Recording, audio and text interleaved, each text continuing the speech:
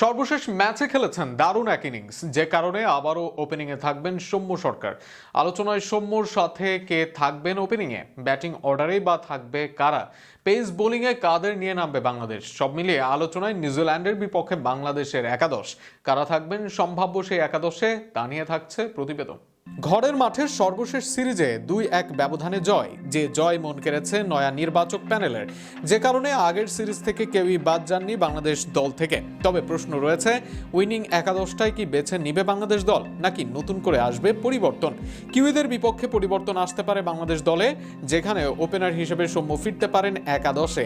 সর্বশেষ সিরিজে তানজিদের সাথে দলে ছিলেন সাইফ হাসান, তবে ব্যাট হাতে নিজেকে সেভাবে মেলে ধরতে পারেননি সাইফ, করতে পারেননি একটি 50ও। বিপরীতে নিজের খেলার সর্বশেষ ইনিংসে নিজেকে প্রমাণ করেন সৌম্য সরকার, আর যে কারণে এবার সৌম্যের ওপর ভরসা রাখতে চাইবে বাংলাদেশ দল। সৌম্যের সাথে ওপেনার হিসেবে থাকবেন তানজিদ হাসান তামিম। সর্বশেষ ম্যাচে হাঁকিয়েছেন সেঞ্চুরি, 4 ও 6 মারতে পারেন সমান তালে। বাংলাদেশের তানজিদের মতো ছক্কা হাঁকানো ব্যাটারি যেন কম রয়েছে। বর্তমান মডার্ন ডে ক্রিকেটে যেন ডিমান্ড তানজিদদেরই, যে কারণে ফর্মে থাকা এই ব্যাটসম্যানকে দেখা যাবে ওপেনার হিসেবে। নাম্বার 3-এ আসবেন নাজমুল হোসেন শান্ত। যদিও ফর্মটা ভালো যাচ্ছে না শান্তর, তবে ওডিআই ক্রিকেটে শান্তর উপরে ভরসা রাখতে চাইবে টিম ম্যানেজমেন্ট। দক্ষিণ আফ্রিকায় বিশ্বকাপে শান্ত হোক ট্র্যাম্প কার্ড, এটাই চাওয়া সবার। নাম্বার 4 ও 5-এ আসবেন লিটন দাস ও তাওহিদ হৃদয়। মিডল অর্ডারে স্পিন খেলার সক্ষমতা ও ইনিংস বিল্ড আপের কোয়ালিটি এগিয়ে রাখবে তাদের।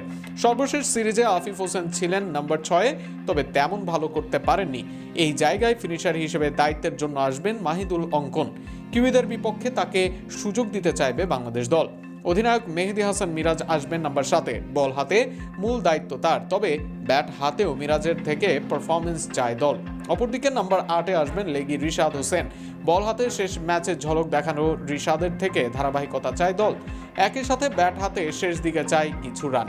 বোলিং আক্রমণের নেতৃত্ব দিবেন মুস্তাফিজুর রহমান, তাসকিন আহমেদ থাকবেন তার সাথে। 3 নম্বর পেসার হিসেবে আলোচনায় নাহিদ রানা ও শরীফুল ইসলাম, সেক্ষেত্রে রানা থাকবেন এগিয়ে। তবে প্রতিপক্ষ ও কন্ডিশন বিবেচনায় শরীফুলও পেতে পারেন সুযোগ। সব মিলিয়ে এটাই হতে পারে সম্ভাব্য সেরা একাদশ। এবার দেখা যাক কেমন একাদশ দেয় বাংলাদেশ দল।